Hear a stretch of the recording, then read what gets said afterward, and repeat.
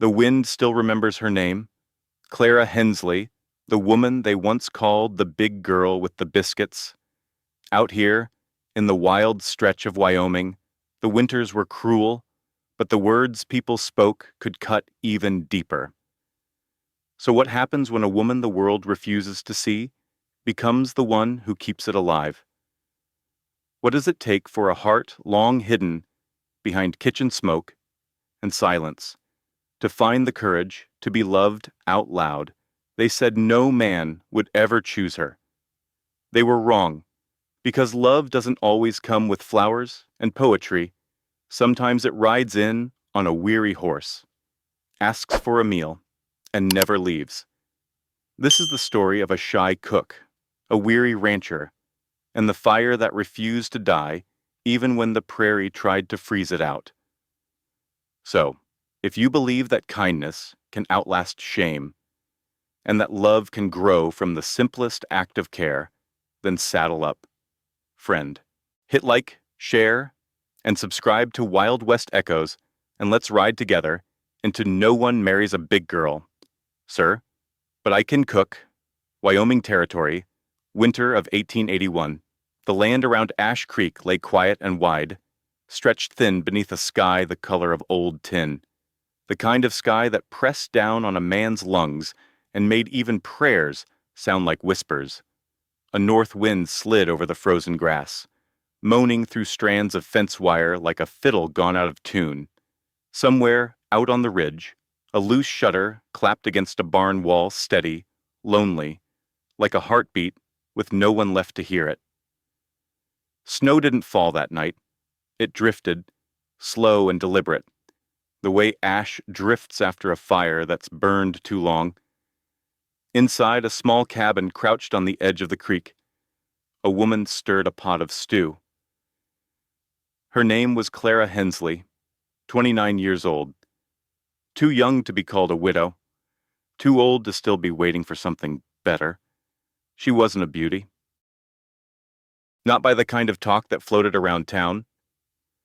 Her face was plain, her figure soft and broad-hipped, her hands rough from work. But there was a gentleness in the way she moved, like she was afraid to bruise the air itself. The stew bubbled in her mother's iron skillet, blackened from years of use, polished by a lifetime of care. It was the one thing she owned that felt close to sacred. Her mother had once said, "You keep a skillet seasoned right. Clara, it'll feed you long after hope gives out." Clara had kept it seasoned. Even when hope ran thin, she stirred slowly, breathing in the mix of venison, onions, and a few pinches of dried sage. Outside, the wind pressed against the cabin door. It rattled the latch like a man too tired to knock.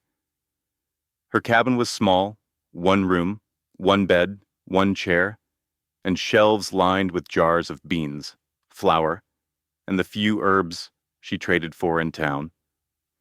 Everything smelled faintly of smoke and iron. The only sound was the slow boil of her stew and the soft sigh of the wind crawling through the cracks. In that kind of silence, memory had a way of growing loud. She thought of the Ash Creek General Store, where whispers floated as easy as dust. That's her, the big girl with the biscuits. Sweet thing. But Lord, she could feed an army. No man wants a woman who fills a room before she speaks. They said it without spite. At least, not the kind they could taste. It was just the way people talked small-town words meant to explain why a woman like her stayed unmarried. Sometimes she'd smile back. Sometimes she'd pretend she hadn't heard. But the words stuck anyway. They had a way of curling around her like smoke, clinging to her clothes long after she'd gone home. She ladled a bit of stew into a tin bowl and set it on the table, sat down, folded her hands just for a moment, like she was waiting for Grace to arrive before supper. Her life had become a quiet rhythm of survival. Cook, mend, trade, sleep, repeat until spring. Yet under that rhythm, something small and stubborn still lived a hunger for more than survival, for a place where her kindness counted for something other than pity. She had dreams, once, of running a small kitchen, maybe an eatery along the road to Cheyenne, a place where travelers could rest and taste something that reminded them of home. But that dream, like the wildflowers she once planted near the porch, had withered under too many hard winters. The fire popped. She looked toward the skillet again, her mother's voice echoing faint in memory. Keep the heat steady. Clara, don't rush the flavor. The best things take time. She smiled, barely. Then she leaned back in her chair, listening to the night. Ash Creek had a stillness that could frighten a soul if they weren't used to it. The kind that made you count your own heartbeats to prove you were still here. Out beyond her window, coyotes yipped somewhere along the ridge, their cries sharp against the wind. She wrapped her shawl tighter, the wool scratchy against her neck. A small candle flickered near the window, its flame bending under the draft. For a moment, she thought about blowing it out, saving wax, saving what little she had. But she let it burn. It was company. A small defiance against the dark. She'd been alone in that cabin for nearly 4 years, ever since the accident that took her father and the last of the cattle. The orphanage had kept her fed. The kitchen there had kept her busy. But when they turned her out at 25, there wasn't much waiting beyond hard work and harder looks. Now, she made her living baking bread for ranch hands and selling jars of preserves to the mercantile. It was enough to stay warm, barely. She lifted the spoon, tasted the stew, and nodded to no one. Could use a pinch more salt, she murmured aloud, her voice startling in the silence. She smiled softly, almost embarrassed at hearing herself speak. And that was when she heard it. 3 hard knocks on the door. Not timid, not polite. The kind of knock that carried weight. She froze, the spoon still in her hand. Her heart skipped, then quickened. Few people ever came this far out after dark. The last visitor had been a peddler 2 months ago, lost and half drunk. The wind howled again, pushing snow against the windows. The candle guttered, throwing long shadows across the wall. Another knock, firm, unhesitant. Clara rose slowly, wiped her hands on her apron, and glanced once toward the skillet on the stove as if it might lend her courage. She stepped toward the door, each board creaking beneath her boots. For a heartbeat, she hesitated. Her breath fogged in the cold air leaking through the cracks. She reached for the latch, and the world, so quiet and predictable a moment before, held its breath. Click! The latch lifted. The door began to open. The door opened to a wall of white. Snow whirled in, sharp and cold, riding the wind like a pack of ghosts. A man stood there, tall, shoulders squared against the storm. His coat was a deep brown duster crusted with frost. His hat brim dripped half-melted snow. He looked carved from the same stone as the land behind him. "Evenin', ma'am." His voice was steady low, rough, but gentle at the edges, like gravel smoothed by water. Clara blinked, clutching the edge of the door. "Evenin', sir." You'd best come in before that wind takes the hinges." He stepped inside, boots thudding heavy on the wood. The air changed with him colder, somehow louder, as if the whole prairie had followed. When he removed his hat, snow scattered across the floorboards. His hair was dark, streaked with silver near the temples. His eyes, gray and clear, studied the room, then her. "Name's Elias Boone," he said. "Own a spread west of here. Black Hollow Ranch.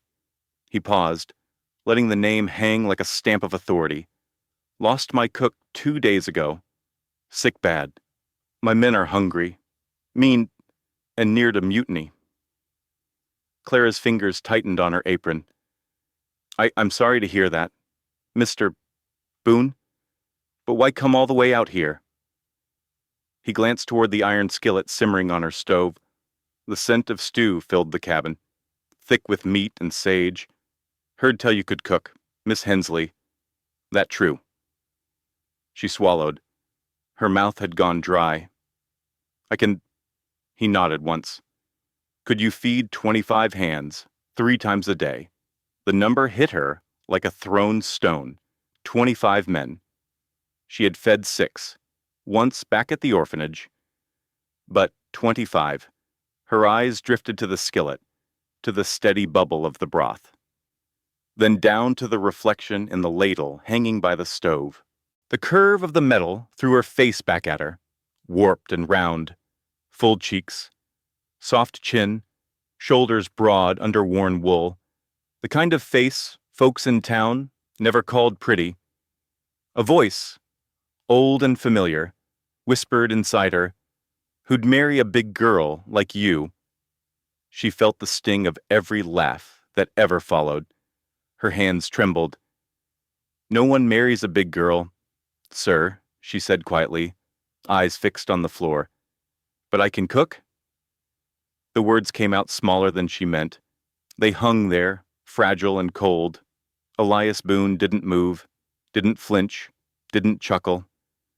He looked at her the way a man looks at weather he respects. Steady, assessing, waiting. When he finally spoke, his tone softened. I ain't hiring a wife, Miss Hensley, he said. I'm hiring someone who remembers what warmth tastes like. The room went still. Even the wind seemed to pause outside the walls. Warmth. The word hit her harder than any insult ever had. For years she'd cooked to keep the cold out of her bones, but no one had ever spoken of warmth like it was something worth paying for. Her eyes lifted slowly to meet his. There was no pity there, only truth. Elias stepped closer to the fire, rubbing his palms near the flame. You'd have your own quarters, he said. Decent pay, plenty of work, long hours. He looked around her tiny cabin, the patched curtains, the single chair, the shelf of empty jars. You strike me as someone who knows how to keep busy. Clara forced a breath. Her heart thudded against her ribs. She wanted to say yes right then. But the weight of fear held her tongue. What if I'm not enough? She murmured. For what? He asked. For them. 25 men who already think I'll fail before I start. He studied her for a moment, then shrugged lightly. Then you'll prove 'em wrong by breakfast. That answer almost made her laugh. Almost. He turned toward the door, pulling his gloves back on. I'll be back at dawn, with a wagon, if you're willing. Clara followed him to the threshold. The snow outside had softened, flakes drifting slow now, like feathers from a broken pillow. She wanted to ask why he'd chosen her, why he hadn't gone to the saloon cook in town, or the widow up the ridge. But when she opened her mouth, no words came. He placed his hat back on his head, tipped it just slightly. Good stew, he said simply, nodding toward the stove. Smells like someone who don't give up easy. Then he stepped out into the wind. The door shut behind him with a dull thud. Clara stood there a long time, one hand resting on the latch, the other pressed against her chest, where her heartbeat had yet to settle. She turned back toward the fire. The stew simmered on, unfazed. She reached for the ladle again, looked into its bent reflection. Her own face stared back, tired, flushed, uncertain. But this time, she noticed something else, the glow of the fire behind her. Maybe that's what he meant by warmth. She dipped the spoon into the pot and tasted it. Too salty now. She smiled. Serves me right. The wind outside eased into a low hum. The candle near the window flickered but didn't die. Clara moved around the cabin. Half in a trance, she wiped the table, folded her shawl. Her mind churned faster than her hands.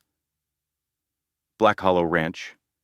She'd heard of it 20 miles west, near the foothills. Hard country, harder men. They said Elias Boone built it with his own back after his father's death. Said he'd lost more cattle to drought than most men ever owned. A man carved by work. They said, quiet as snowfall. She wondered what such a man saw when he looked at her. A cook, a risk, a last resort. The questions tangled in her mind like stray threads. But beneath them all was a pulse of something new curiosity, faint, but alive. Could she really do it? Feed 25 men who didn't want her there? Could she step out of this cabin, out of the silence that had become her shelter? She ran her fingers along the rim of the skillet. It was smooth, warm from the fire. Her mother's voice drifted back again. Keep the heat steady. Clara, don't rush the flavor. She smiled, whispering to the empty room. Guess we'll see. Mama? Outside, the snow began to fall heavier again, cloaking the prairie in white. The fire snapped. The stew bubbled. And somewhere beyond the ridge, a wagon creaked through the night, headed back toward Black Hollow Ranch. When the candle finally guttered out, the room fell into darkness. But Clara didn't feel afraid. She had a decision to make before dawn. Dawn came slow over Ash Creek, turning the snow to pale gold, the kind of morning where the cold bit through wool and reason alike. Clara Hensley stood outside her cabin, with her small trunk at her feet and her shawl drawn tight. The world smelled of frost, horses, and wood smoke, somewhere behind her. The fire she'd tended all night still smoldered, sending a single line of gray into the sky like a thread tying her to everything she was leaving behind. A wagon creaked up the trail, wheels groaning against the ice-packed ruts. The driver was young, couldn't be more than 19. Freckled face, thin shoulders under a sheepskin coat. He gave her a nod that was more habit than courtesy. Name's Toby Finch. Ma'am, he said, tugging the reins. Mr. Boone sent me to fetch you. Clara managed a smile. Much obliged. Mr. Finch. He grinned at that, showing a chipped tooth. Ain't no mister here, ma'am. Just Toby'll do. She climbed aboard, the boards of the wagon stiff with frost. Her trunk thudded behind her seat, rattling with every bump. Toby clicked his tongue. The horses snorted, and the wagon lurched forward. The road stretched ahead, flat prairie and frozen creeks, fences bowed by wind. The sun climbed slow, a weak disk behind veils of cloud. For a while, neither spoke. The only sound was the harness creak and the crunch of iron-rimmed wheels over ice. Then Toby broke the silence.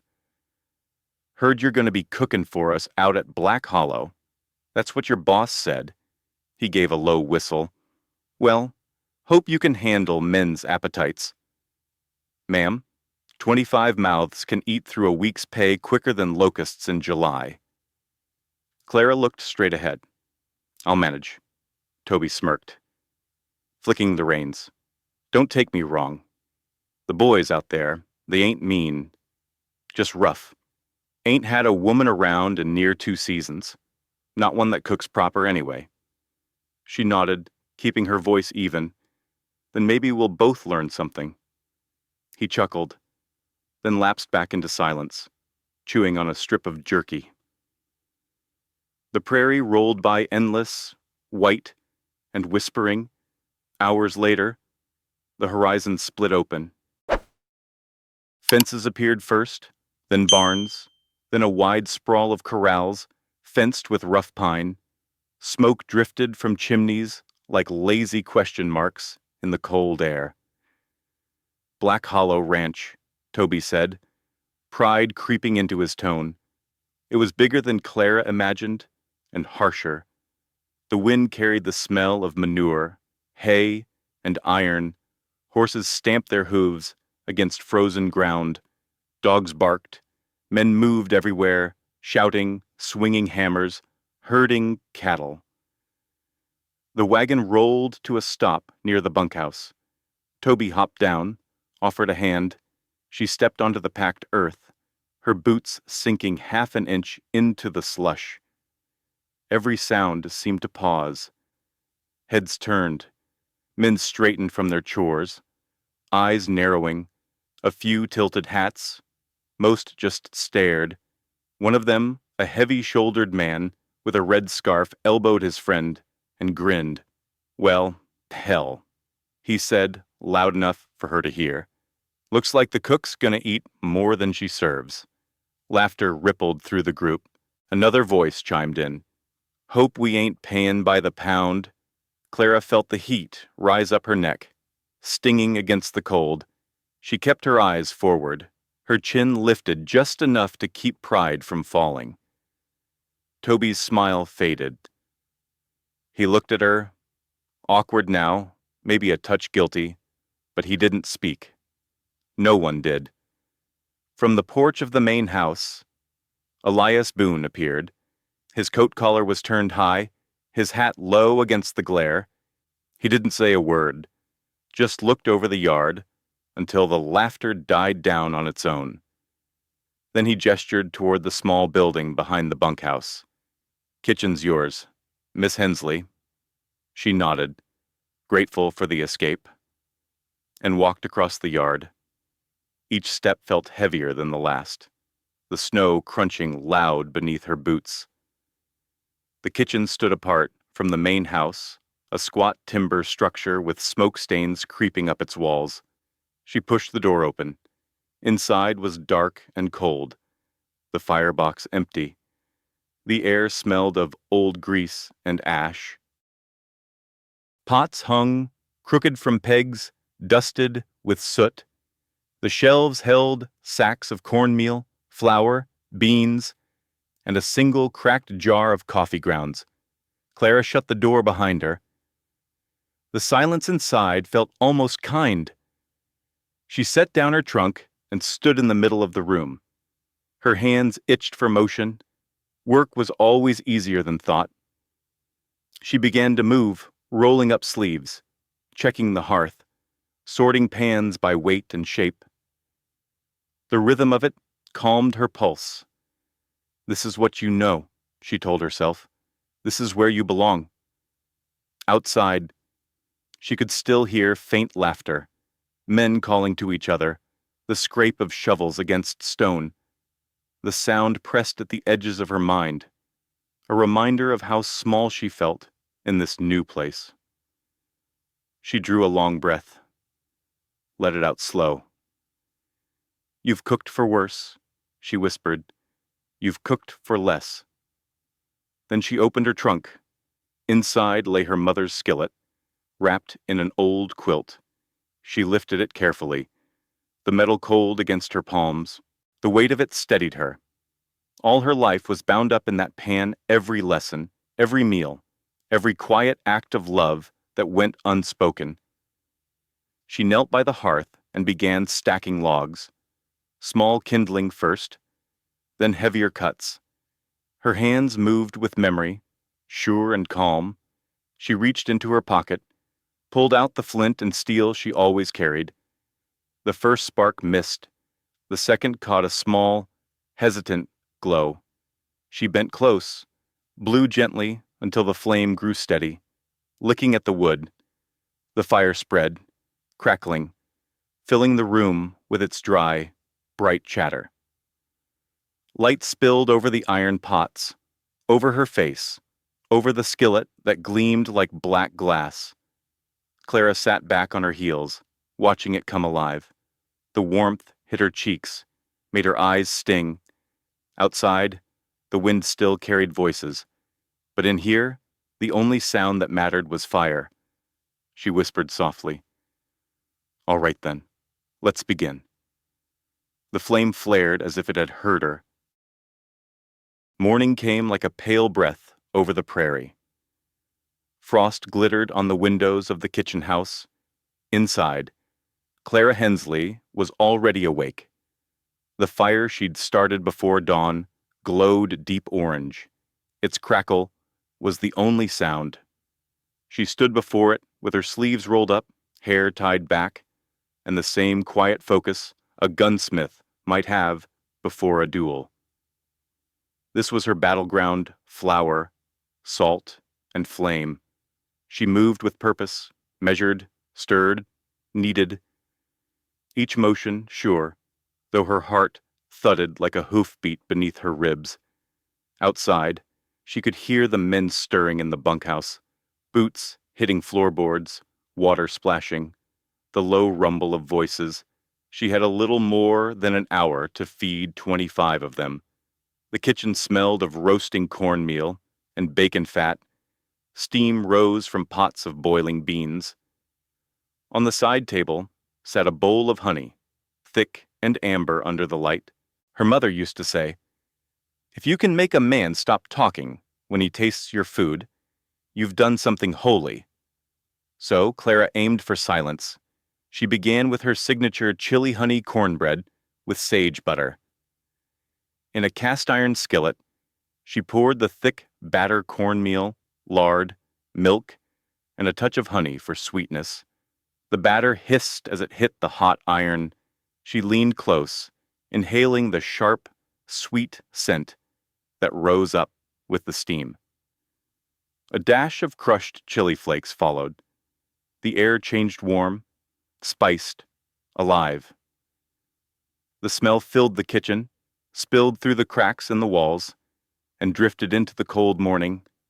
She could already hear boots crunching outside, laughter, the metallic jingle of spurs. Clara worked faster. She whipped the sage butter until it turned pale green, flecked with bits of leaf. Then she set the skillet near the fire to bake. Every so often, she glanced at the door.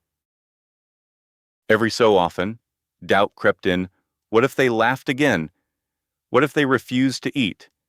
But her hands didn't stop. Work steadied her. She laid out tin plates, poured coffee into mugs, sliced apples into a pot for stew. When the first bell rang from the yard, she took a deep breath. "Let them come," she whispered. And they did. The door opened, and the sound of men poured in, boots scraping, chairs dragging, talk, loud and careless. The smell of cold leather and sweat filled the room. Toby Finch was first, his hat tipped back, grin already forming. "Morning, ma'am," he said, half curious, half mocking. "Heard tell we're getting a feast today." "Breakfast," Claire corrected softly. "Feasts come after work." The men laughed, but the laughter wavered as the smell reached them. The cornbread had risen golden brown, the edges crisp, the center soft and glistening. When she set the pan on the counter, a hiss of butter hit the hot surface, sizzling loud enough to hush conversation. For a moment, nobody moved. Then one man, the same, who jeered the day before, leaned forward. "What's that smell, cornbread?" Clara said. "With sage? Smells like heaven after payday." Toby muttered. Plates clattered, mugs filled. The line of men snaked along the counter, each taking a portion. The noise of scraping chairs and low talk filled the room again, but different, now expectant. Clara stood behind the serving table, her hands clasped behind her apron, her heart hammering. The first bites were cautious, then slower, then silence. The kind of silence her mother had promised. She watched their faces without meaning, to saw brows lift, saw jaws pause mid-chew, saw surprise spread like sunlight across weathered skin. The man with the red scarf, the loudest from yesterday, scraped his plate clean. He walked back to the counter, eyes on the floor. He didn't say a word, just held out his plate again. Clara looked at him, at the same mouth that had once twisted with mockery. Then she served him another slice. Still, not a word passed between them. But as he turned away, she caught a flicker at the corner of his lips, the smallest smile. The air changed, the rough voices quieted. The sound that replaced them was something gentler forks against tin, the scrape of mugs on tables, the occasional murmur of appreciation that no one dared make too loud. Clara didn't smile. Not yet. She simply breathed, deep and full, as if she'd been underwater for years and had just come up for air. When the plates emptied and men began to file out, Toby lingered near the door. "Best damn cornbread I ever had," he said. Then, with an awkward tug at his hat, "Beggin' your pardon, ma'am." She nodded, voice low. "Thank you." Toby. When the last of them had gone, the kitchen fell quiet again. The sunlight through the small window caught the steam rising from the sink. Her hands shook as she leaned against the counter. Relief, disbelief, gratitude. They all tangled together until she didn't know whether to laugh or cry. She looked at the empty plates stacked by the door, at the crumbs and the faint smell of honey still in the air. Food had changed something, not just in them, but in her. She had come to this ranch afraid, but now, for the first time, she felt the weight of fear start to shift. Behind her, the door creaked. She turned, startled. Elias Boone stood there, framed by the morning light. He had no hat now, only that same stillness she'd noticed before, like the prairie itself had decided to take the shape of a man. He looked around the room, at the empty plates, at her flour-dusted hands, then his eyes met hers. He didn't speak right away, just gave one short nod, respect, plain as any word. Then he reached for a plate left on the counter, broke a piece of cornbread, and took a slow bite. For a long moment, the two of them stood in silence, the fire popping, the snow melting from his coat, the smell of sage and butter between them. Finally, he said quietly, "Warmth. That's what I meant." Clara blinked. "Sir." He smiled, not much, just enough. "You remember what warmth tastes like." And with that, he set the plate down, tipped his head, and walked out the door.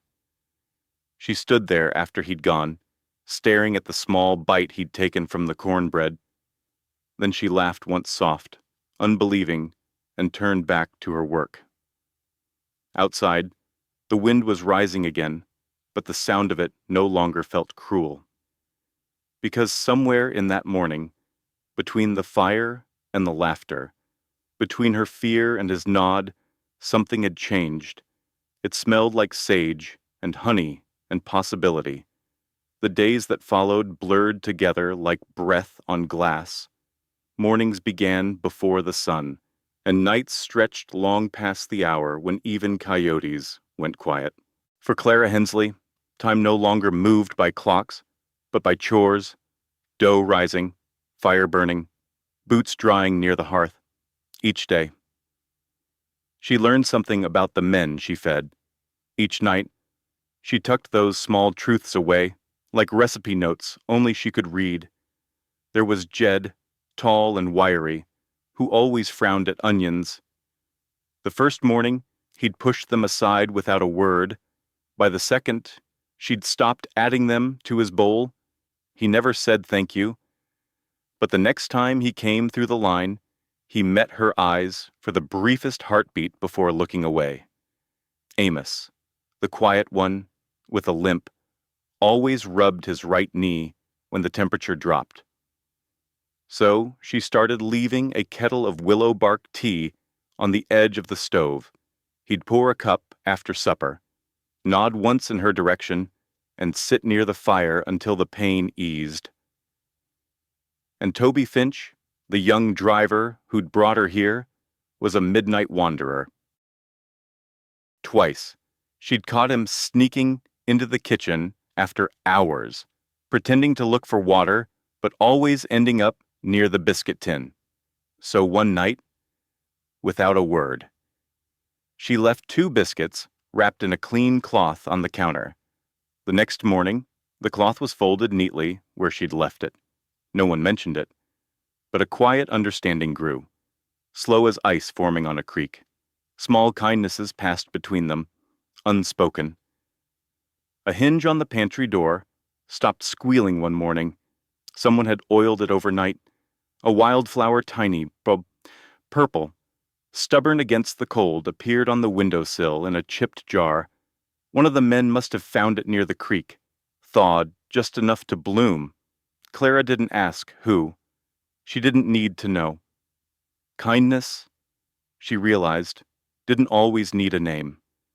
Even the laughter in the bunkhouse began to sound different, not sharp, not cruel, just human. Every evening, after the plates were cleared and the hands had gone, Elias Boone would appear, always last, always quiet. He'd roll up his sleeves, step into the scullery, and start washing dishes. The first time, she'd tried to stop him. "Mr. Boone," she said softly, "that's not necessary. I can manage." He kept scrubbing. "You feed him," he said simply. "I clean after him. Fair deal." And that was that. Night after night, the same rhythm held her drying. Him washing, the sound of water, the clink of tin plates, the sigh of the fire behind them. Sometimes they spoke, sometimes they didn't. But in those silences, something settled in ease, an unspoken companionship that didn't need words. She began to notice the small things about him, the way he checked every latch before leaving, the faint silver in his beard, the quiet care in his movements, even when his hands were rough from rope and weather. He had a gravity to him, like the land itself, steady and old and patient. And sometimes, when she handed them a towel or their fingers brushed over a pan, her heart would jump, sudden and sharp. That frightened her more than any storm, because hope, she'd learned, was a dangerous thing. It crept in when you weren't looking, soft as smoke. And once it found you, it refused to leave. She'd lived too long on her own to expect kindness without cost. The world didn't hand such things out freely. One night, she lingered by the fire long after he'd gone, staring at the shadows dancing across the walls. The flame flickered gold against her hands, making her ringless fingers shine like copper. She thought of her reflection in the ladle that morning, how the steam had fogged it until she could barely see her own face. Maybe that was for the best. She didn't want to see the girl who was starting to feel again, not when feeling meant risk. She could survive loneliness, she'd proved that, but hope could break a person in ways hunger never could. Still, when she closed her eyes, she saw his nod from that first morning. Warmth. That's what I meant. And she wondered what kind of man said things like that in a world this cold. The next morning came with heavy clouds and the smell of snow. The men were slower to rise, their jokes softer, their boots heavier with mud. Clara moved among them with her usual quiet purpose, filling bowls, pouring coffee, mending what broke. By now, they no longer laughed at her when she passed. They greeted her, some with a nod, some with a word, some just by not looking away. It wasn't affection yet, but it was respect. And for a woman who'd lived invisible for most of her life, that was something mighty close to love. After breakfast, she stepped outside for a moment of air. The wind nipped at her cheeks, and her breath rose white into the sky. From where she stood, she could see the whole spread of Black Hollow Ranch, the barns, the paddocks, the far line of hills still tipped with snow. She realized she'd memorized every sound of this place, the creak of the water pump, the groan of the barn doors, the faint hum of men's voices carried on wind. This land, rough as it was, had begun to feel less like exile and more like belonging. She smiled faintly. Then she caught herself and let the smile fade. Don't you start dreaming, she warned herself. Dreams melt quicker than snow. Still, when she went back inside, she couldn't help but hum under her breath an old tune her mother used to sing while tending bread. Elias appeared in the doorway, one brow raised. Didn't know the cook sang, he said. She froze mid-note, flushing. I didn't know the rancher listened. He chuckled low and brief. Well, Miss Hensley. A man learns to keep quiet if he wants supper on time. She shook her head, smiling despite herself. When he stepped forward to help with the dishes that night, she didn't argue. And when their hands brushed again, she didn't pull away quite as quick. That evening, after the lamps were doused and the world slipped back into silence, Clara sat alone by the fire. Outside, the cold pressed close against the walls. But, inside, the warmth held steady. She touched the edge of her skillet, traced its smooth rim with her thumb. Maybe, she thought, the hardest part of loneliness wasn't the emptiness itself, but the fear of losing it once you filled it. The logs popped, sending sparks up the chimney. She whispered into the glow, "Keep the heat steady," and the fire, faithful as ever, answered with light. The storm came sudden, like a growl from heaven. 1 hour, the air was still. The next, the wind rose in a fury that made the walls groan. By sundown, Black Hollow Ranch was swallowed in white. Snow hurled sideways across the yard, piling against doors and windows. The sound of it was alive, furious, relentless, like claws dragging across the roof. Inside the kitchen house, Clara Hensley fed the fire until the chimney roared. The men had driven the herd into the lower valley before the storm hit. Only a few remained on the property. Elias, Toby, and 2 hands watching the horses. The world outside was gone, erased by the white. Inside, every window trembled. The kettle rattled on the stove. Clara pulled her shawl tight and kept the stew pot simmering. If the others came back half frozen, they'd need something hot. She whispered to herself, "Keep the heat steady," as though the storm might hear her and show mercy. Hours passed. The fire dimmed, then flared again. The howl outside deepened into something that sounded almost human, a long, mournful wail carried on the wind. She froze. Then she heard it again. A thin, broken cry, high-pitched, small. It wasn't the storm. It was a voice. "Hello," she called toward the door, but her words vanished into the noise. Her heart kicked hard against her ribs. She grabbed her shawl, lifted the latch, and opened the door. The wind slammed into her like a wall. Snow tore at her face, her eyes, her breath. But through the chaos, she heard it once more, a faint, desperate sound. "Please." She stepped outside. The cold cut through her boots, through her bones. The ground was nearly invisible, the air a whirl of white shards.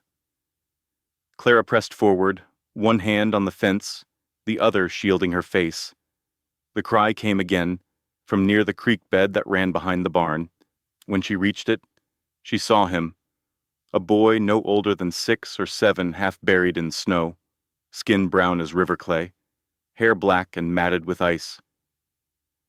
He wore a thin deerskin shirt, torn at the shoulder, and no coat at all. "Sweet mercy," she whispered. She dropped to her knees, brushed the snow from his face. His lips were blue, his eyes half shut. Without thinking, she wrapped him in her shawl and lifted him. He was so light it frightened her. She turned back toward the kitchen, each step a battle against the wind that clawed at her skirts and tried to pull her down.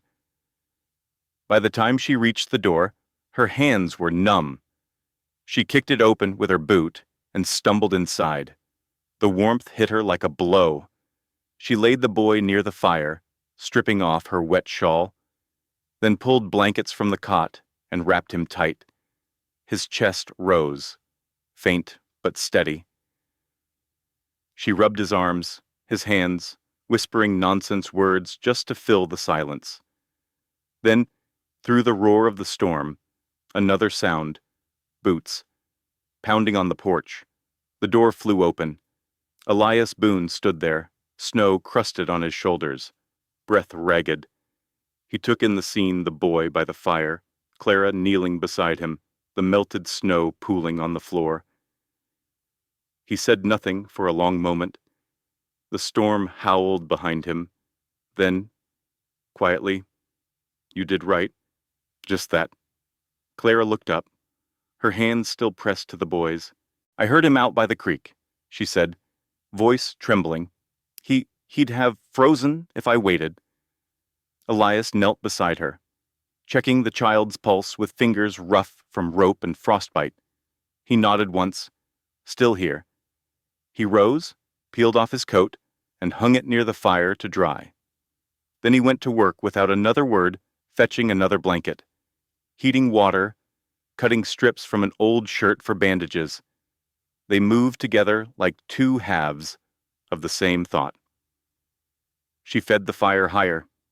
He warmed a cloth and pressed it to the boy's forehead. Outside, the blizzard raged on, hammering the roof with icy fists. Inside, the fire glowed brighter, refusing to die. At some point, Toby appeared at the doorway, eyes wide. "Lord above," he whispered. "Where'd he come from? Don't know." Elias said without looking up, "But he's ours to save tonight."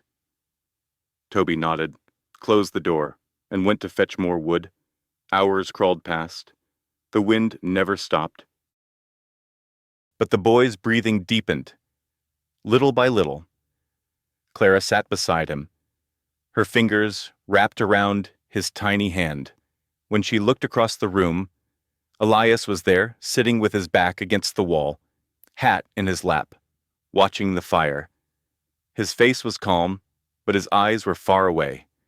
After a long while, he spoke, his voice low, nearly lost beneath the wind. "Storm like this took my brother once. Winter of '72. We found him a mile from home. Too late." Clara swallowed. "I'm sorry." He shook his head. "Ain't askin' for sorry. Just never thought I'd see that look again.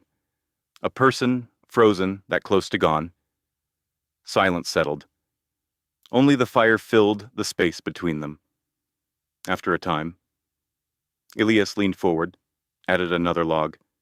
Then his eyes found hers again. "You did right," he repeated softly. The words hit deeper the second time. Not praise, not comfort, truth. Clara looked back down at the boy, his small hand curled inside hers. For the first time in years, she felt something rise inside her that wasn't fear or shame. It was strength, quiet, solid. Together, they tended the fire through the night. Elias brought water. She spooned broth between the boy's lips. Neither spoke much, but every movement spoke enough. Outside, the storm began to ease near dawn. The wind slowed to a whisper. The snow on the windows turned from gray to silver. When the first light touched the boy's face, his eyelids fluttered. He let out a small, broken sigh. Clara exhaled with him, tears stinging her eyes. Elias glanced over, smiled faintly. "Looks like he means to stay." Clara nodded, too tired to speak. The fire popped, scattering sparks that floated like tiny stars before fading into the air. And in that fragile silence between storm and sunrise, Something settled between them. Not love, not yet, but trust, born in the heart of a blizzard. Morning crept in slow, as if the world itself was tired. The storm had spent the night howling and clawing, but now it lay quiet, defeated. Black Hollow Ranch sat beneath a quilt of snow. Every fence, every roofline, every hoofprint had vanished under white silence. Smoke rose lazy from the chimneys, curling upward into a sky the color of pewter. Inside the kitchen house, Clara Hensley sat by the fire. Her body ached from the long night. Her eyes were raw from smoke and sleeplessness. On the cot beside her, the small Lakota boy stirred under a quilt, his face flushed with life again. She watched his chest rise and fall, steady now, no longer the fragile flutter it had been hours before. The kettle hummed low on the stove. Steam drifted up, catching the light like breath turned to silver. Clara's hands rested in her lap, still trembling slightly. She hadn't realized how close she'd come to losing him, to losing herself to the storm.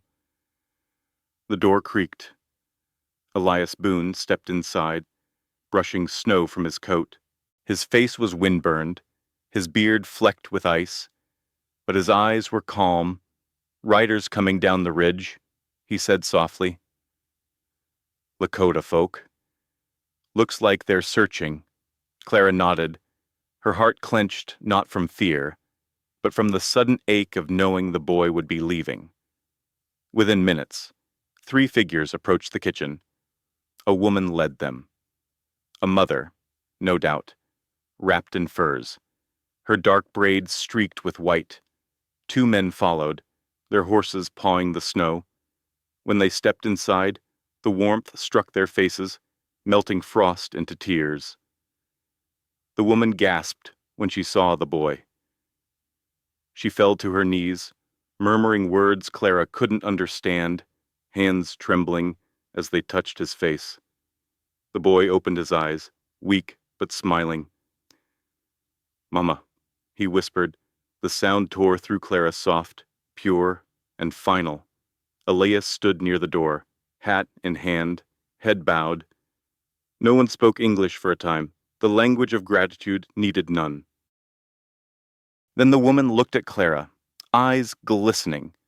She reached forward, took Clara's hands between hers, and pressed them to her heart. A single word, "Wafala," gratitude. Clara swallowed hard. He's strong. She managed. He just needed warmth. The woman smiled through tears. They bundled the boy gently, wrapping him in layers of hide and wool. When they left, Clara followed them to the threshold. The morning light hurt her eyes. It was too bright, too clean after such darkness. She watched them ride off across the open field, small shapes against the endless white, until they disappeared over the rise. For a long while, she stood there, shawl tight, breath ghosting in the air. Behind her, the door opened again. Elias didn't say anything. He just stepped up behind her and draped his wool blanket across her shoulders. It was heavy, thick, still warm from his body. The smell of cedar and smoke clung to it. For a heartbeat, she almost forgot how to breathe. "You'll catch cold," he said quietly. She didn't turn, didn't trust her voice, only nodded. The silence between them was deep, but not empty. It carried everything they didn't need to say. When he finally stepped back, she heard his boots creak on the floorboards. He crossed the room, tending to the fire like it was second nature. Clara stood in the doorway, fingers gripping the edge of the blanket. She'd spent most of her life unseen, looked through, looked past, mistaken for part of the furniture, part of the kitchen smoke. But that morning, standing in his blanket, the weight of it pressing over her shoulders, she felt something she hadn't felt since childhood. She felt seen, not as a cook, not as the big girl, just Seen. The thought frightened her. It also warmed her, more than the fire ever could. She turned slowly, watching him as he poured water into the kettle. The morning light caught on his hands broad, rough, scarred. He moved with quiet certainty, as if even the simplest act held purpose.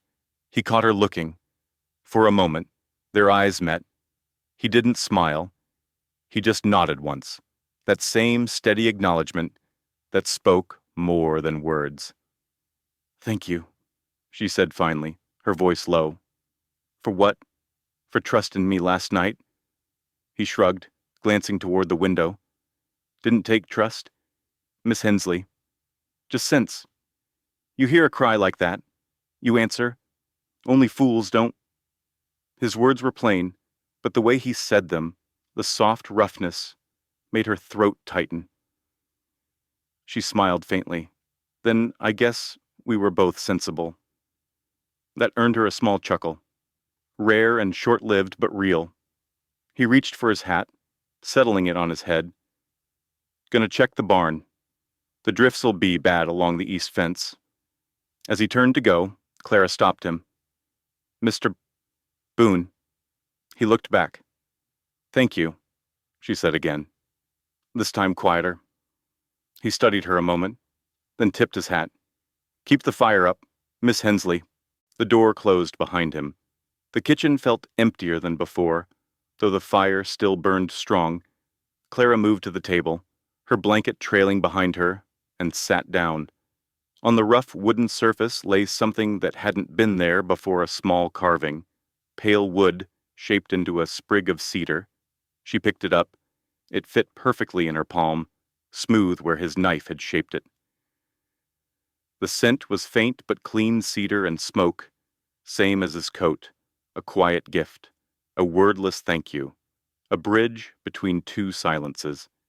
She traced its lines with her thumb, then set it on the windowsill beside the wildflower that had wilted but not yet died. Outside, sunlight glimmered off the snow, bright enough to sting.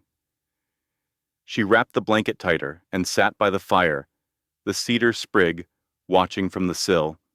For the first time in a long while, she didn't feel like she was waiting for something to end. She was waiting for something to begin. Spring came slow to Black Hollow Ranch, peeling back winter one hesitant thaw at a time. The creek ran thin but clear. Mud replaced snow, and with it came whispers soft at first, like the sound of gossip through long grass. The whispers had Clara's name in them. They started in town, the mercantile, the post office, the church. By the time the ranch hands rode into Ash Creek for supplies, the words came back, with them changed, colored, sharp. That the boss had found himself company in the kitchen, that Elias Boone was eating more than just meals. That the cook, up at Black Hollow, had a way of keeping him warm through winter nights. The first time Clara heard it, she was sweeping flour from the counter. The words stung, less for their cruelty than for how easily she believed people might say them. She had lived her whole life at the edge of laughter, never in on the joke, always the reason for it. By April, even the ranch hands had begun to talk softer when she passed, not cruelly, but carefully. Pity had its own kind of sting. The morning Rose Callahan arrived. The air smelled of wet sage and horse sweat. A carriage came down the ridge road, polished, painted, too fine for mud. The driver wore gloves. The woman inside didn't touch the window glass, as if afraid of catching dust. Clara saw her first from the kitchen door. Rose stepped down, boots spotless, dark hair pinned high beneath a green traveling hat. Her dress shimmered like something out of a catalog wrong against this land of grit and wind. But it wasn't her clothes that drew every eye in the yard. It was the way she carried herself, like she'd once owned the place. And maybe still thought she did. The ranch hands went still. Elias came out onto the porch, arms crossed, jaw tight. "Rose," he said, voice flat. "Elias." Her smile was all teeth. "You look well, leaner. Must be the company you keep."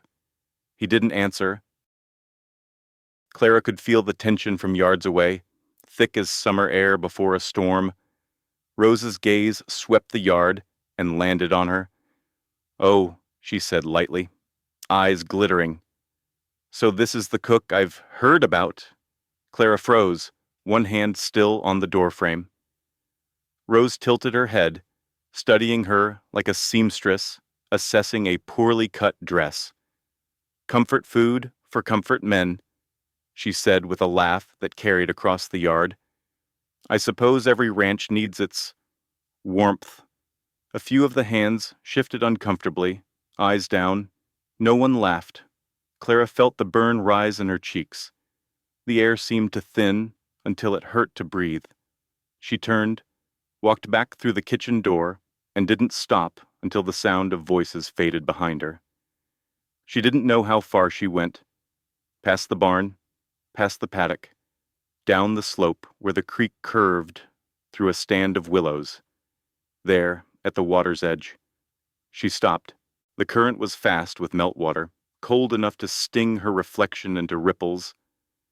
She stared at it until the tears came hot, shameful, silent.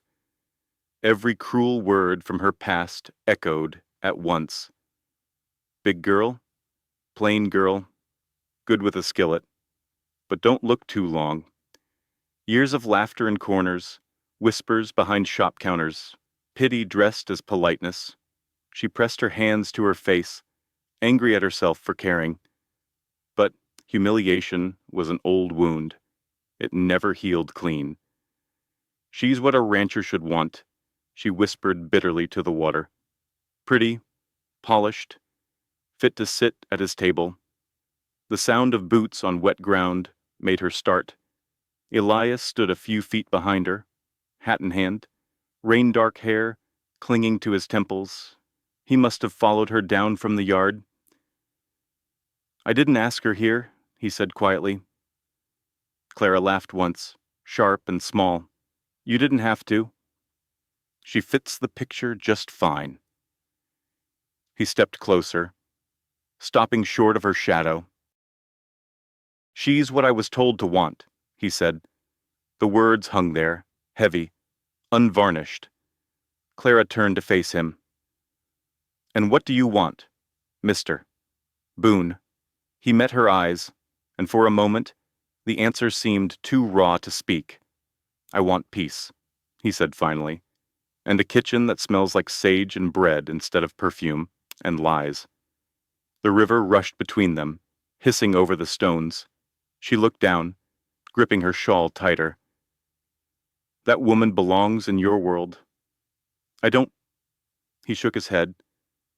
"This world don't belong to anyone. We just try to live decent inside it." Neither spoke after that. They stood there, two figures in the half-melted snow, the sun struggling through gray clouds above. When he finally turned toward the ranch, she followed, her boots sinking in the wet earth.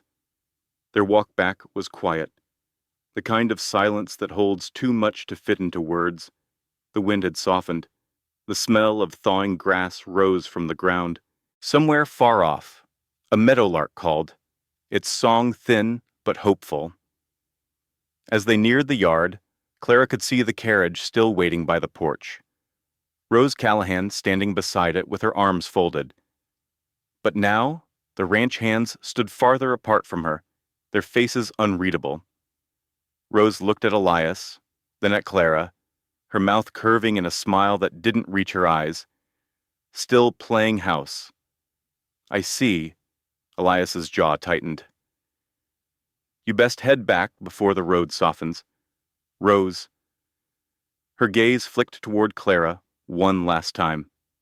"Oh, I'll go. But the town will be talking. Elias. They always do." Then she climbed into the carriage, her gloved hand adjusting the curtain as it pulled away. The horses clattered off down the road. the sound fading into the hills. When the yard fell quiet again, Elias exhaled. Clara stood a few steps behind him, unsure what to say. He turned, eyes soft but weary. "You all right?" She hesitated. "You shouldn't have had to defend me." "I didn't," he said simply. "I told the truth." "That's different." Their eyes met again. It wasn't comfort he offered. It was something harder. Steadier respect, born of honesty. Then he nodded toward the kitchen. "Fire'll be out soon if we don't tend it." They walked back together, side by side, without another word. The silence between them was not peace, yet, but it was closer than it had ever been. The next morning broke with hard light and harder whispers. Spring sun poured across Black Hollow Ranch, but it did little to melt the frost that had settled between its people. Rose Callahan hadn't left after all. Her carriage sat gleaming by the barn, wheels still clean, driver waiting like patience itself. She spent the morning wandering the yard, talking to whoever would listen, men with work to do, boys too young to know better. Her voice carried across the air like perfume that lingered too long. Clara could hear her from the kitchen window. The words drifted in between the sounds of clanging pots and boiling water. "My poor Elias," Rose was saying sweetly. "Once the most eligible man in 3 counties, now keeping house with his cook." Laughter thin, uncertain followed. Clara's hands shook as she scrubbed the same pot twice, each word sliced cleaner than a knife. She didn't look up when Toby Finch came to the door. He lingered, hat in hand. "Don't pay her no mind." "Miss Hensley."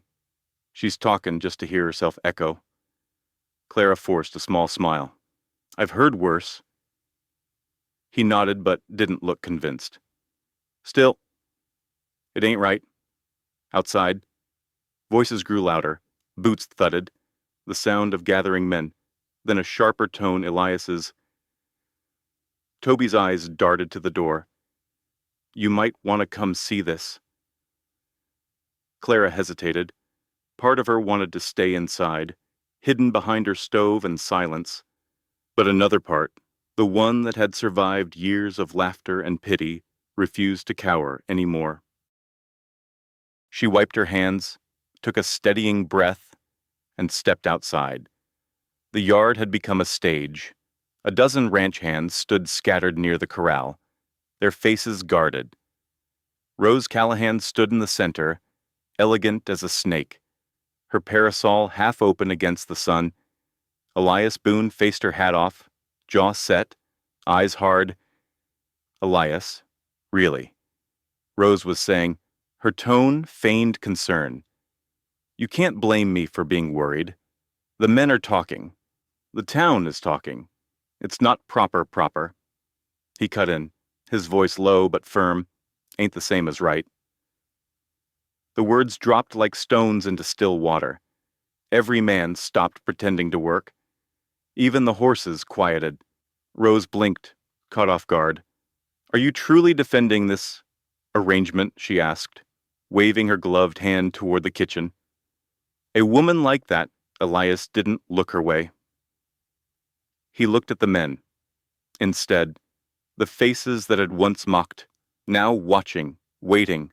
"You all remember that drought 2 summers back," he began, "how the creek dried to dust, the cattle dying in the pens, how half the town packed up and left." He pointed toward Rose, his voice steady as iron. "She left then, said she wanted comfort, said a man's fortune was better measured in coin than in grit." Rose's lips tightened. "I made the choice any sensible woman would." He nodded once. "Maybe so." Then his gaze shifted toward the kitchen door, where Clara stood frozen in place. "But this woman," he said, "stayed when the storm came." The yard went silent. He stepped closer, every word carrying the weight of truth. When snow buried the barns, she kept the fire alive. When sickness hit the bunkhouse, she worked 3 days straight without sleep. She's fed every man here, even the ones who once laughed at her. He turned back to Rose. That's what I call worth. No one moved. No one breathed. The wind brushed through the corral fence, carrying dust and the faint smell of spring grass. Rose stood rigid, color rising in her cheeks. Her voice, when it came, trembled with fury. You'd humiliate me for her, for some kitchen drudge. Elias didn't flinch. Humiliation's what you bring on yourself, Rose, not what others give you. Her gloved hands tightened on her parasol until it snapped clean in two. She threw it aside, eyes blazing. You'll regret this. He met her anger with calm. Already have, long enough. The men exchanged glances. Uncertain, none spoke. The air itself seemed to wait. Finally, Rose turned sharply toward her carriage. Drive! She barked at the coachman. The horses lunged forward. Dust rose in her wake. Within minutes, she was gone, leaving only the echo of her fury behind. Elias stood in the silence that followed, his chest rising slow, controlled. Then he turned toward the kitchen. Every man there looked down them at their boots, some at their hands. Shame had settled like silt after a storm. Clara felt every eye on her and wished for invisibility again. But it was too late for that. Her worth, her shame, her strength had been laid bare in front of everyone. Elias walked toward her. His steps were heavy, deliberate. When he stopped, the space between them hummed with things unspoken. You can go if you want, he said quietly. The words were neither plea nor command. After all that, after today. She searched his face. And if I stay? He held her gaze, steady as ever. Then you stay knowing I'm not choosing charity. I'm choosing courage.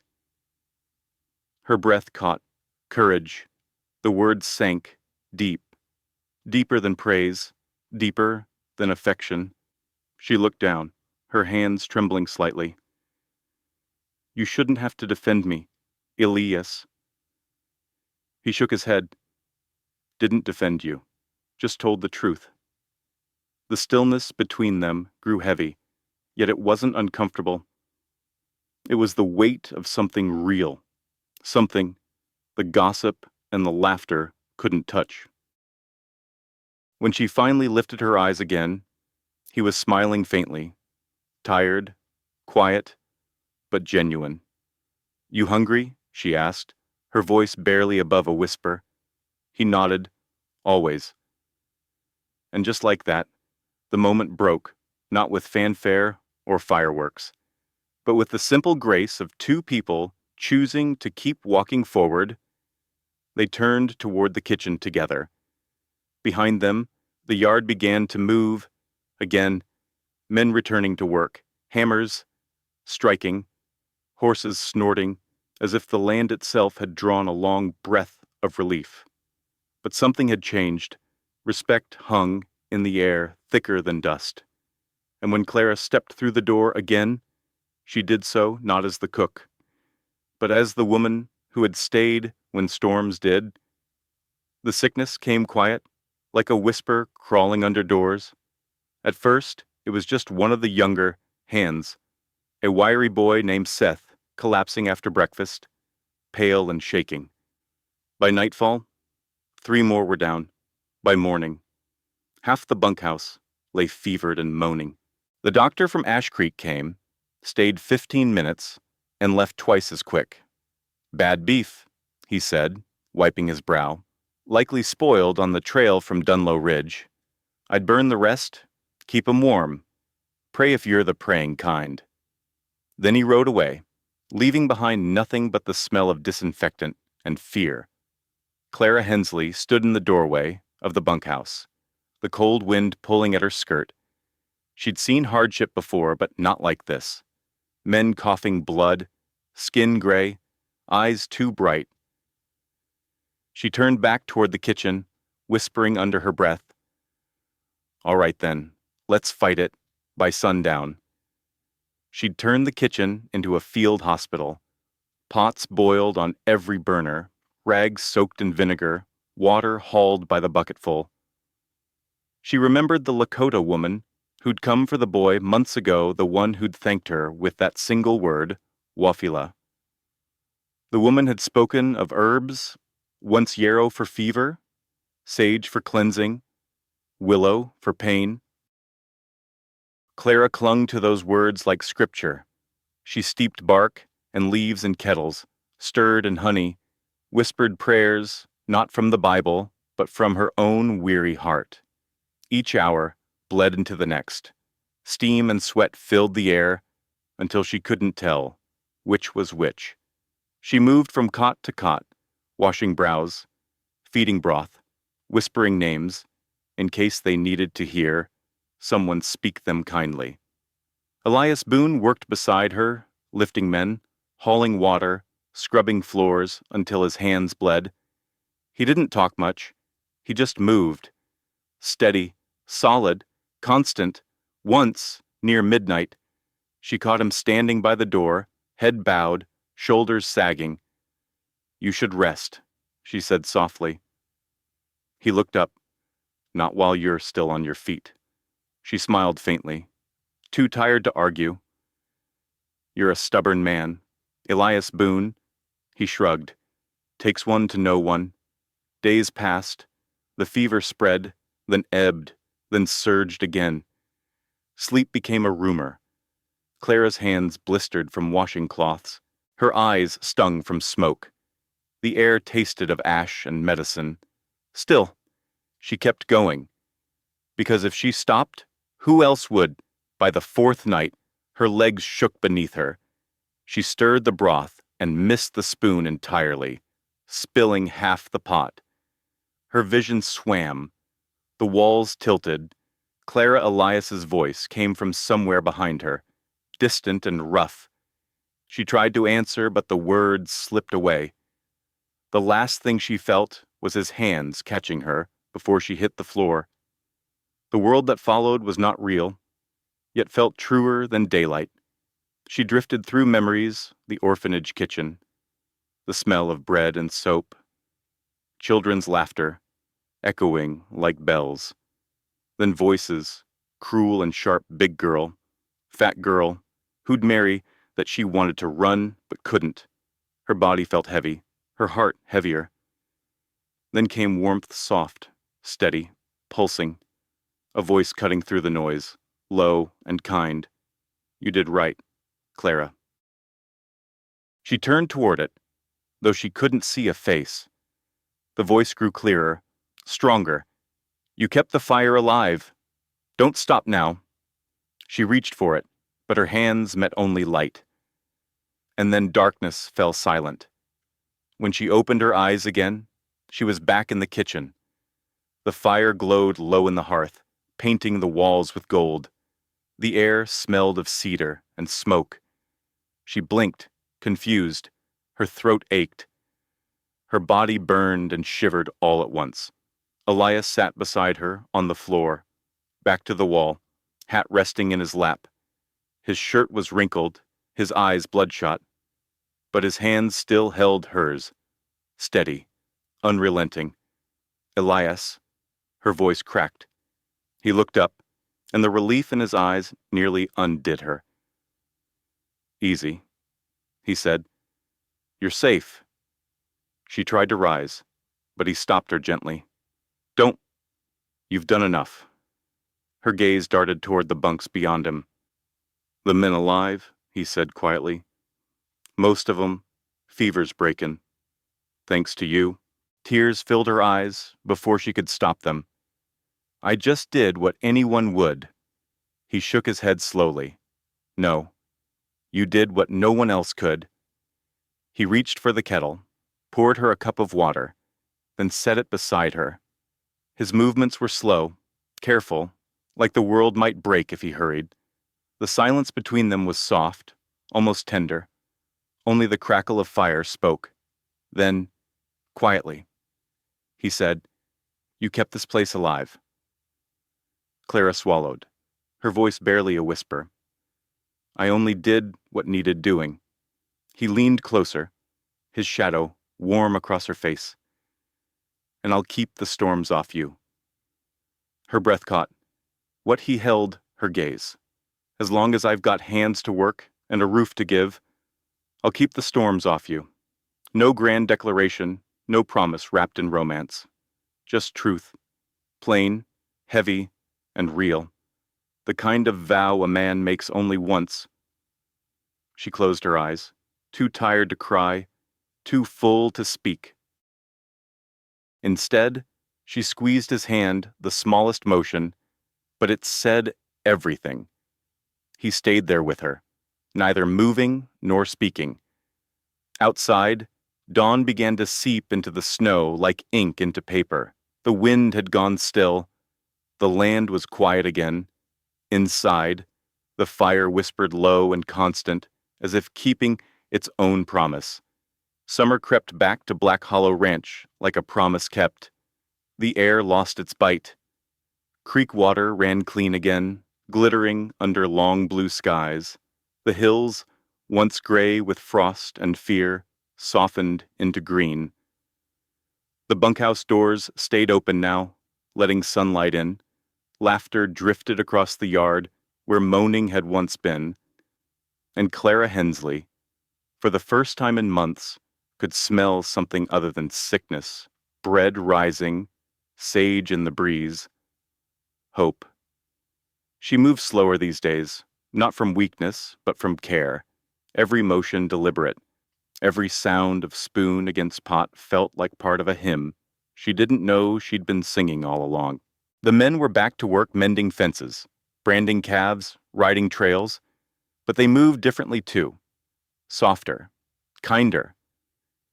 When they passed her kitchen window, some tipped their hats, others left small things by the step wildflowers, a button polished to shine, a feather bound with twine, little tokens that spoke without words.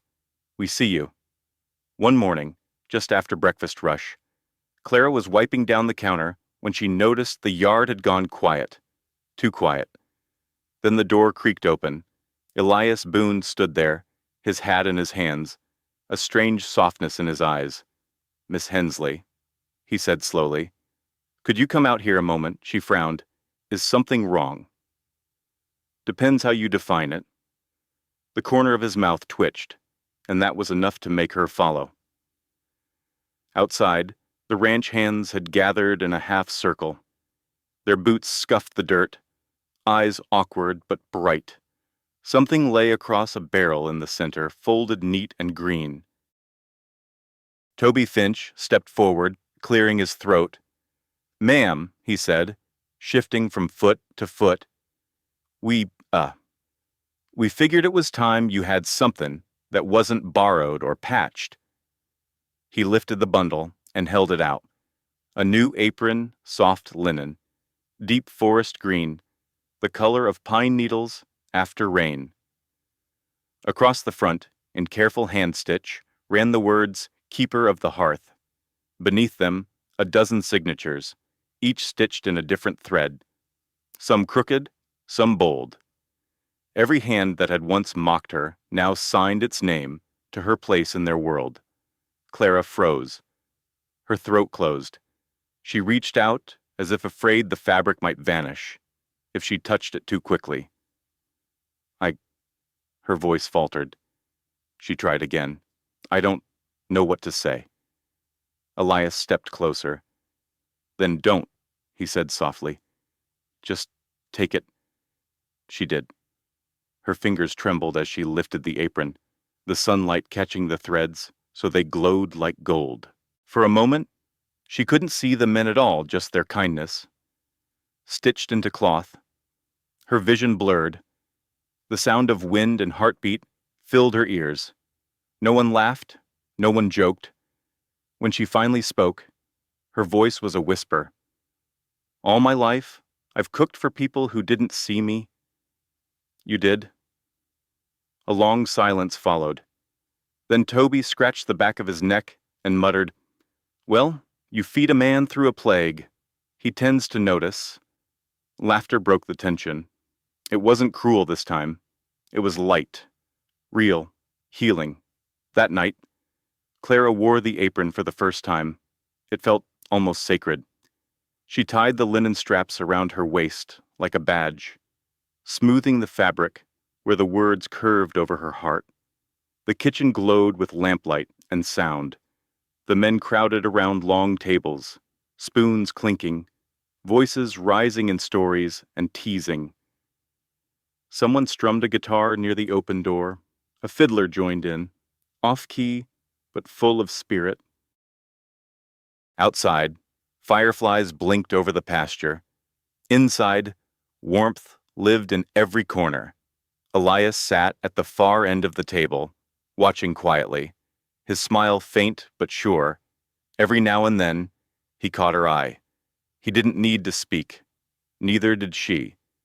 Between them was something deeper than conversation, an understanding built one meal, one storm, one heartbeat at a time.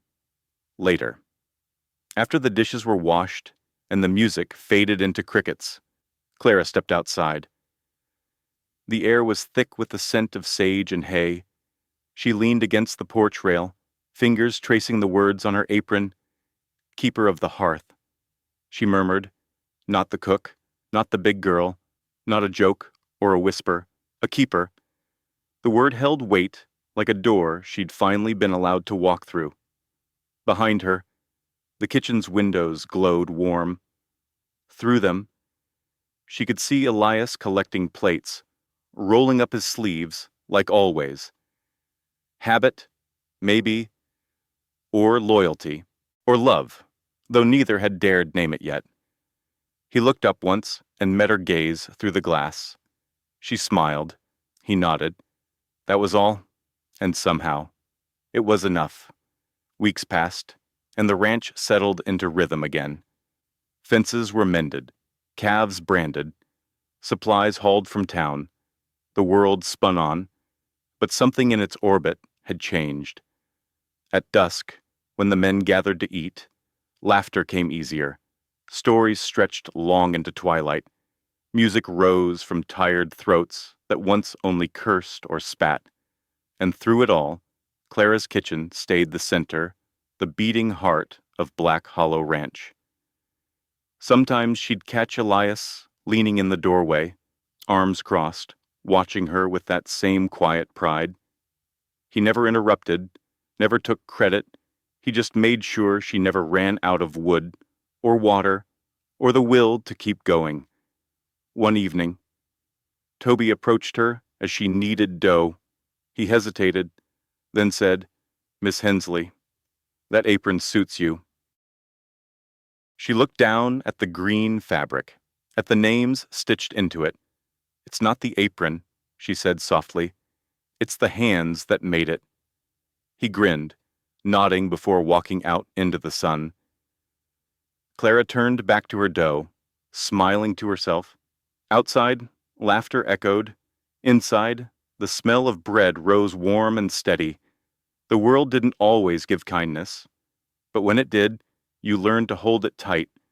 1 year later, the land looked different. Maybe it was just the light softer somehow, as if the world had learned to breathe again. The hills rolled green and gold, speckled with wildflowers. The fences shone with fresh paint. And beside the main barn of Black Hollow Ranch, a small timber building stood proud and alive. Its sign read, "Iron Skillet and Wildflower." The words were painted by hand, letters slightly uneven but full of heart. Beneath it, the door swung open and closed all day long, letting in travelers, ranchers, and drifters from as far as 10 miles out. Inside, the air smelled of cornbread, hickory smoke, and butter melting on hot iron. Long wooden tables stretched the length of the room, each one polished by elbows and laughter. Lanterns hung low, throwing golden circles across the plank floor. And at the center of it, all stood, Clara Hensley, sleeves rolled, hair tied back. Apron green as new grass, her title stitched clear across her chest. Keeper of the hearth. She moved through the space like a conductor, guiding warmth itself. Her laugh, once shy and seldom heard, now came easy, low and full. Top you off there. Mr. Dugan, she asked a traveler, pouring coffee with practiced grace. The man grinned, tapping his mug. If I drink any more of your brew, ma'am, I'll be up till next calving season. Then you'll have good company, she said, smiling. Elias never sleeps much, either. As if on cue, the door to the kitchen swung open, and Elias Boone stepped out older, maybe, but steady as ever. His sleeves were rolled high, forearms wet from dishwater. He carried a tray of clean plates, his movements unhurried, grounded. Someone once joked that the boss of Black Hollow had married his cook and become her dishwasher. He hadn't argued. He'd just smiled and said, "Keeps my hands honest." Evenings at Iron Skillet were something close to holy, not for prayers, but for peace. Cowhands from nearby ranches came for her cornbread and stew. Wives came for recipes. Children came for cookies shaped like stars. No one left hungry. No one left unseen. Sometimes, when the tables cleared and the lamps dimmed, Elias would sit at the counter, elbows resting, watching her tidy up. And sometimes, just before closing, he'd reach into his coat pocket and set something small beside her hand, a sprig of wild mint, a carved cedar heart, a single smooth stone from the creek. Little things that said, "I'm here." She never stopped blushing, though she tried, and he never stopped doing it, though he pretended it meant nothing. That night, the eatery had gone quiet. The last traveler had left hours ago. Boots crunching off into the cool dusk. Clara stood by the window, untying her apron. Outside, the prairie was silver with moonlight. Somewhere in the distance, a coyote called a long geew, lonely sound that somehow didn't feel lonely anymore. Behind her, Elias finished stacking the last dish, the water dripping slow from his hands. "Kitchen's clean," he said. She turned, smiling. "You always say that like it's a surprise." He shrugged. "It's a point of pride." She crossed to him, towel still in her hand. "You could have hired someone by now. Could have," he said, leaning against the counter. "But then who'd I have to argue about soap?" With she laughed, soft and warm, the kind that filled every corner of the little place. They didn't say much else. They didn't need to. He reached for her hand as he passed, calloused thumb brushing her knuckles. It was brief, familiar, unspoken, but it carried the same quiet vow he'd made a year ago. "I'll keep the storms off you, later," when he'd gone to bank the fire in the main house. Clara sat alone at one of the tables. A letter lay open before her, creased and smudged from travel. It was from a girl in a nearby town, 16, maybe 17. The writing was neat but unsure. Words pressed deep into the paper. "Dear Mrs. Boone, they say you used to be like me, that you weren't the kind folks notice. I work in a laundry in town. The men make jokes. The other girls laugh. I don't think I'll ever be loved. How did you find it? How did someone like you make a life like yours?" Clara stared at the letter for a long while. Outside, the prairie wind tapped against the window like it wanted in. She reached for her pen. The ink glistened black in the lantern light. And slowly, she began to write, "Sweetheart, I used to believe love had a shape, a certain waistline, a certain smile, a certain way of being seen. I thought I had to wait for someone to choose me before I could belong anywhere. But I was wrong. You don't wait to be chosen. You feed the world with what you love. You pour it into your cooking, your kindness, your laughter, your stubborn hope. You'll find that love isn't something you catch. It's something you build, like a fire that never goes out if you tend it with care. The right hearts will come to your table. Sweetheart, and they'll stay. She paused, letting the ink dry. Then she smiled and added one final line. Don't wait to be chosen. Choose yourself first. And if you're lucky, someone worthy will choose you. 2. Clara folded the letter neatly, sealing it with wax. Then she stood and opened the door, stepping out into the night. The prairie stretched endless beneath the stars. Each one shimmered like a story half remembered, waiting to be told. The wind carried the scent of wild mint and distant rain. Behind her, light spilled from the eatery window, warm, golden, steady.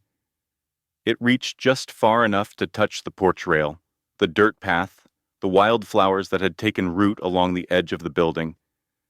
She stood there a moment, breathing it all in the quiet hum of life, built not from grand things, but from small, steadfast acts. She thought of the girl who'd written, of the women still waiting to be seen, of the lonely souls who'd once passed by her window without stopping. And she whispered into the wind, "Come hungry. There's always room at the table." The stars burned brighter for a heartbeat, or maybe it was her imagination. Either way, the light from iron skillet and wildflower held fast a single, gentle flame against the vastness, and for all the miles of prairie beyond it, that was enough. In the quiet heart of this story lies a truth too often forgotten, that worth isn't measured by beauty, or by the noise the world makes around you. It's found in the steady hands that give, the heart that keeps showing up, and the warmth you bring into cold places. Clara's journey reminds us that love isn't something we wait for, it's something we build. Every act of kindness, every meal shared, every word spoken with care, they're small flames that light the dark. And if we tend to those flames, they grow into something strong enough to outlast loneliness, shame, even time itself. So when life feels silent, when you wonder if anyone still sees, you remember her. The woman who turned a kitchen into a refuge and a wound into a song, because sometimes the greatest love stories aren't about being chosen, they're about choosing to stay kind, even when the world isn't. And that, dear listener, is how we keep the hearth burning. Thank you for riding with us through the winds of the Wyoming plains and for letting Clara's story warm your heart tonight. If her courage, her kindness, or her quiet strength touched something in you, don't let that light fade. Please like, share, and subscribe to Wild West Echoes, where every week we bring you new tales of love, loss, and the human spirit that still flickers beneath the dust of the old frontier. Stay close to the fire, friend. There's always another story waiting to be told.